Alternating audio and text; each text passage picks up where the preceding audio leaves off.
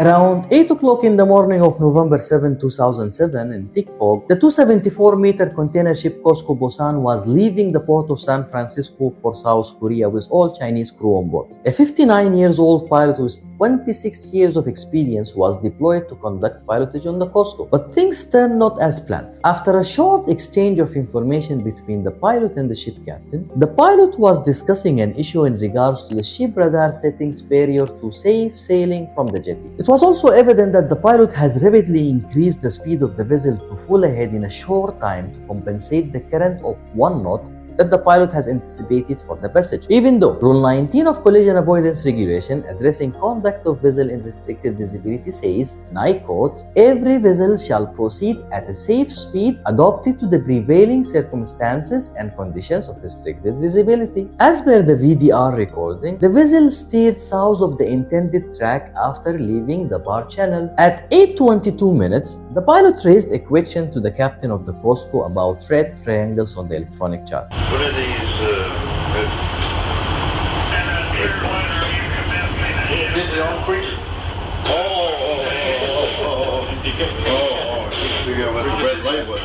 red triangle.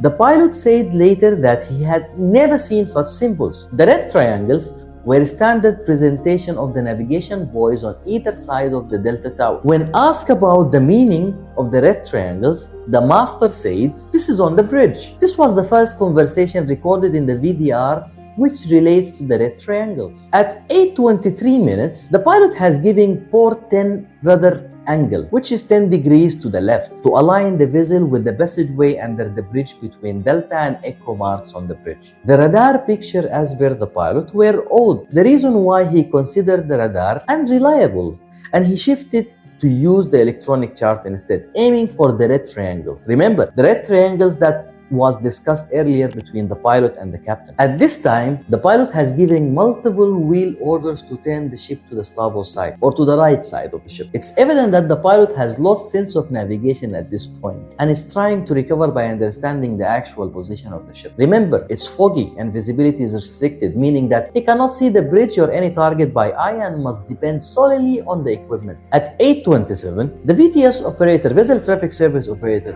noticed that the vessel is south of the intended track. He radioed the pilot asking the intention whether the pilot is passing under the bridge through Delta Echo span or any alteration from the original plan. Unit Romeo traffic, AIS shows you on 235 heading. What are your intentions from it? This is the center of the bridge, right? Yeah. Hard starboard. Yeah, we're still Delta Echo.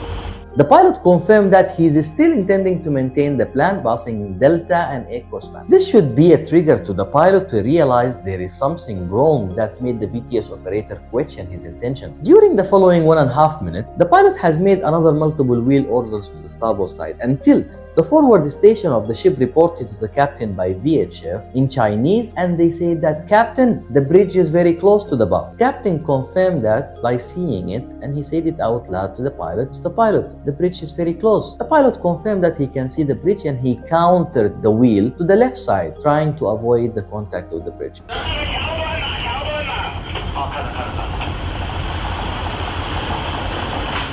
Yeah, see it. Hard port.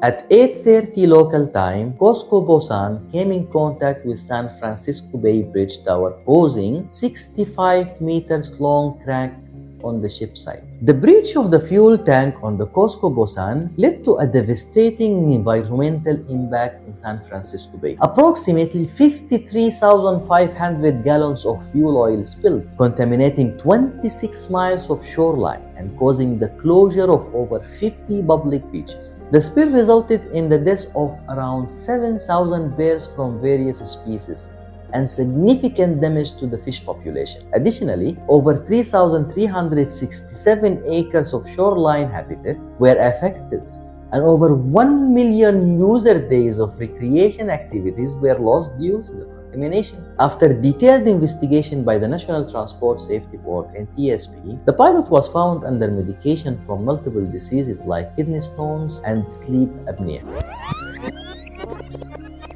Now let's analyze what went wrong and caused the incident. From the preparation of the passage, the pilot has failed to set up the radar properly and familiarize himself with the equipment before sailing. It's also worth mentioning that the master pilot information exchange was not done properly before the start of the passage. After safe departure from the jetty, the speed of the vessel was increased gradually to full ahead, which is clear breach of regulation number 19 of Rec to maintain safe speed during restricted visibility. These are signs of overconfidence from the pilot and over-reliance from the captain of the Cosco. The pilot's deviation from the route and the question raised about the triangles was due to loss of situation awareness. The red triangles on the chart were marked to identify bridge tower, which the pilot has aimed straight to it. The call from the VTS to the pilot was another confusing factor added to the pilot's shoulder, and the way it was concluded was inappropriate. The VTS operator could have advised the pilot clearly that the vessel is not on the right track and given clear instruction on how the situation can be corrected. To summarize this event, this incident revealed several critical safety issues. These included inadequate crew training, insufficient medical oversight for pilots, and failure to follow proper procedures for sailing in restricted visibility. The pilot errors such as departing in heavy fog, not communicating the radar's issue, were also highlighted in the report. Language barrier, particularly regarding communication between crew members of different nationalities, were identified as well as a problematic. Cultural differences between the master and the pilot hindered effective communication. Overcoming those challenges require improved training, better medical supervision, and enhanced communication protocols to ensure safe maritime operations. Regarding liabilities, it's customary for the master of the ship and the ship owners to bear ultimate responsibility for any accident, as the pilot is typically regarded as an advisor. However, in this particular event, the pilot was found to be negligent and therefore also held accountable for the outcome. The operating company of Cosco Busan pleaded guilty to charges of water pollution and document falsification, agreeing to pay 10 million in fines. They admitted fault for inadequate training for the ship crew and for presenting false documents to the US Coast Guard. The pilot received a 10 months prison sentence. In September 2011, a final civil settlement of 44.4 million was reached involving federal, state, and local agencies. Thank you for joining us on this exploration of ship accidents during pilotage. Stay tuned for more insights into the fascinating world of maritime operation. Until next time, fair winds and followed seas.